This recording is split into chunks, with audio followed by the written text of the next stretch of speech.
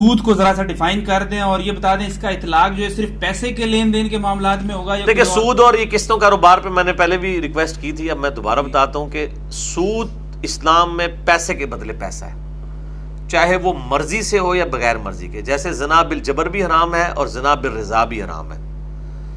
سود پیسے کے بدلے پیسہ چاہے اپنی مرضی سے لیا جا رہا ہو چاہے آپ مجبور ہو کے یہ کام کر رہے ہو، دونوں صورتوں میں جو ہے نا وہ اس کو آپ کہیں گے کہ سود کی کیٹیگری میں پیسے کے بدلے پیسہ.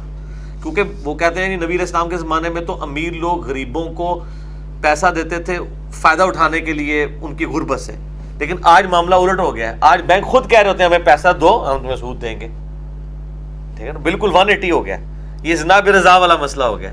زنا حرام ہی ہے کیونکہ وہ اس پورے سسٹم کو، کاروبار کو چیلنج کر دیتا ہے.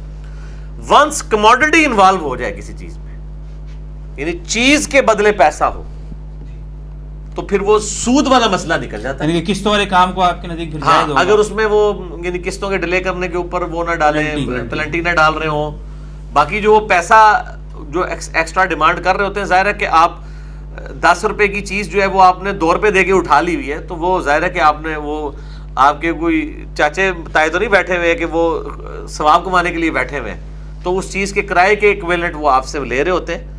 اس کو سود نہیں کبھی کسی نے کہا. مسئلہ وہ کھڑا ہوا ہے کہ ایک چیز کی 2 قیمتیں مقرر کرنے کا. وہ امام ترمذی نے لکھ دیا ہے کہ ایک وقت میں یعنی 2 قیمتیں ہوں اور کسی ایک کے اوپر لوگ متفق ہو جائیں، بیچنے والا اور خریدنے والا، تو پھر اس پہ نہیں ہے.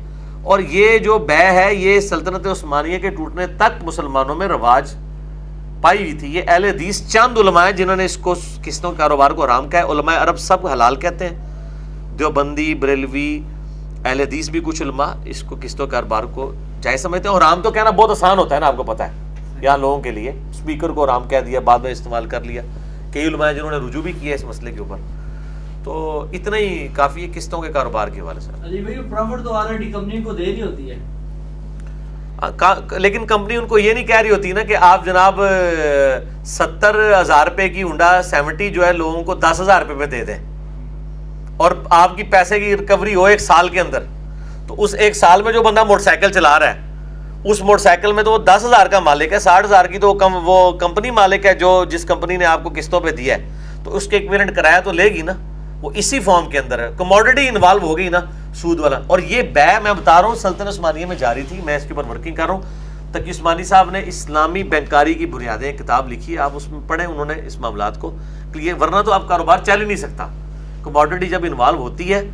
اب میں نے اس میں بھی یہ بتایا تھا، سورۃ البقرہ میں آتا ہے جو کافر کہتے تھے کہ یہ جو تجارت ہے یہ بھی تو سود کی مثل ہے، تو اللہ نے کہا کہ اللہ نے سود کو حرام کیا اور تجارت کو حلال کیا. وہ کیوں مثل کہتے تھے؟ وہ مثل اس لیے کہتے تھے کہ یہ کاروبار آپ کے زمانے میں رائج تھا کہ کموڈٹی کے جو ایوز جو ہے نا، ٹائم ویلیو آف منی آپ جس کو کہہ لیں، وہ یہ معاملہ جائز تھا. تو وہ کافر کہتے تھے کہ اگر چیز انوالو ہو تو زیادہ پیسے لے لیتے ہیں، اس کو تو اللہ کہہ رہا ہے حلال، اور سود پیسے کے بدلے پیسے. تو وہ اللہ نے بتایا پیسہ رننگ میں آتا ہے اس میں. ٹھیک ہے، اور کئی لوگوں کے کاروبار کھلتے ہیں. بہر اللہ تعالیٰ نے اس کو دیکھیں جی، زنا اور نکاح میں بھی صرف ایجاب و قبول اور حق مہر کا ہی فرق ہے.